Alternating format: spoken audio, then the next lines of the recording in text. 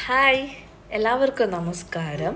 Japanese philosophy ആയിട്ടുള്ള kaizen method of സ്റ്റഡിങ്ങിനെ കുറിച്ചിട്ടാണ് ഞാൻ ഇന്നിവിടെ ഡിസ്കസ് ചെയ്യാൻ പോകുന്നത്. Okay, continuous improvement by taking small steps. Daily 1 minute എങ്കിലും നമ്മളൊരു ഹാർഡായിട്ടുള്ള ഒരു സബ്ജക്റ്റ് പഠിക്കാൻ മാറ്റി വെക്കുകയാണെങ്കിൽ നമുക്ക് വളരെയധികം നല്ല ഗുഡ് റിസൾട്ട് കിട്ടുന്ന ഒരു മെത്തേഡ് ഓഫ് സ്റ്റഡിങ് ആണ് കൈസൻ മെത്തേഡ്. ഓക്കെ, സോ അപ്പോൾ ഡെയിലി നമ്മൾ 1% മാറ്റി വെക്കും. നമ്മളെപ്പോഴും ഈസി ആയിട്ടുള്ള സബ്ജക്റ്റ് പഠിക്കാനായിരിക്കും എപ്പോഴും ഇൻട്രസ്റ്റ് ആവുന്നത്. പക്ഷെ ഹാർഡായിട്ടുള്ള സബ്ജക്റ്റോ അത് ഇതേപോലെ നീക്കി അങ്ങ് വെക്കും, അതല്ലേ? സോ അങ്ങനെ ചെയ്യുന്നവർക്ക് വേണ്ടിയിട്ടാണ് ഈ വീഡിയോ. ഓക്കെ, നമ്മൾ ഏറ്റവും കൂടുതൽ ഹാർഡായിട്ടുള്ള ഒരു ബുക്ക് എടുക്കുക. എല്ലാവർക്കും ഹാർഡായിട്ടുള്ള ഒരു സബ്ജക്റ്റ് കാണും. ഇപ്പോൾ എനിക്ക് മാത്സ് ആയിരുന്നു, അപ്പോൾ ആ മാത്സ് എടുക്കുക. മാത്സ് എടുത്തിട്ട് ഫസ്റ്റ് ഡേ നമ്മൾ 1 മിനിറ്റ് എന്ത് ചെയ്യുക, ഈ ടെക്സ്റ്റ് ബുക്ക് ഓപ്പൺ ചെയ്ത് വെക്കുക. അപ്പോൾ പഠിക്കൊന്നും വേണ്ട, ജസ്റ്റ് ഒന്ന് ഓപ്പൺ ചെയ്ത് വെക്കുമ്പോൾ നമുക്ക് വലിയ ഹാർഡായിട്ടുള്ള ഫീലൊന്നും വരത്തില്ല. കാരണം നമ്മൾ ഫസ്റ്റ് കട്ടിയായിട്ടുള്ള കാര്യങ്ങളൊന്നും പഠിക്കുന്നില്ല.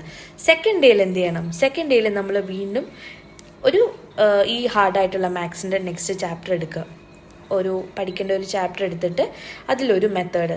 ഇപ്പോൾ ട്രയാങ്കിൾസിൻ്റെ ചാപ്റ്റർ ആണെങ്കിൽ ട്രയാങ്കിൾസിൻ്റെ ചാപ്റ്ററിൽ ഒരു പോർഷൻ ഉണ്ടല്ലോ, ഒരു ക്രൈറ്റീരിയ, SAS ക്രൈറ്റീരിയ. അപ്പോൾ ആ ക്രൈറ്റീരിയ എടുക്കുക. ഇന്ന് ആ ഒരു തിയറം പഠിക്കുക, എന്താണ് SAS ക്രൈറ്റീരിയ, അത് പഠിക്കുക. നെക്സ്റ്റ് അടച്ചു വെക്കുക. നെക്സ്റ്റ് തേർഡ് ഡേ എന്താണ്, ഇതുപോലെ തന്നെ നെക്സ്റ്റ് കുറച്ചും കൂടെ പഠിക്കുക. ഗ്രാജ്വലി ഇങ്ങനെ ടൈം കൂട്ടി വരിക. അതുപോലെ തന്നെ ഒരു ദിവസവും മുടക്കം വരാതിരിക്കുക. ഒരു പനി വന്നാലോ എന്തേലും പനി വന്ന ഒരു 5 മിനിറ്റ് പഠിച്ചാൽ മതി ആ ടെക്സ്റ്റ് ബുക്ക് എടുത്തിട്ട്. ഓക്കെ, സോ അങ്ങനെ എന്ത് ചെയ്യുക, പഠിക്കുക. അങ്ങനെ ഒരു വീക്കാവും. അങ്ങനെ പഠിക്കുമ്പോൾ എന്ത് ചെയ്യും, നമ്മളുടെ ഈ ഒരു സബ്ജക്റ്റിനോടുള്ള ഹാർഡ്നെസ് കുറയും. നമുക്ക് പഠിക്കാനുള്ളൊരു ഇൻട്രസ്റ്റ് കിട്ടും. അതുപോലെ നല്ല അങ്ങനെ ഒരു 2 മന്ത്സ് നമ്മളിത് കണ്ടിന്യൂസ് ആയിട്ട് ചെയ്യുമ്പോൾ നമുക്ക് നല്ല ബെസ്റ്റ് റിസൾട്ട് കിട്ടും. അതുപോലെ തന്നെ ചെയ്യുന്നതിൽ ചെറിയ മോക്ക് ടെസ്റ്റൊക്കെ നമ്മൾ തന്നെ സ്വന്തമായിട്ട് നടത്തുക. അപ്പോൾ ആ മോക്ക് ടെസ്റ്റിൽ ചില ആൻസേഴ്സ് കറക്റ്റായിരിക്കും. ഓരോ ആൻസറും നിങ്ങൾ വളരെയധികം സന്തോഷിക്കുക. ഓക്കെ, സോ അപ്പോൾ നിങ്ങൾക്ക് നല്ല ബെസ്റ്റ് റിസൾട്ട് കിട്ടുന്നതായിരിക്കും. So do follow the kaizen method. By.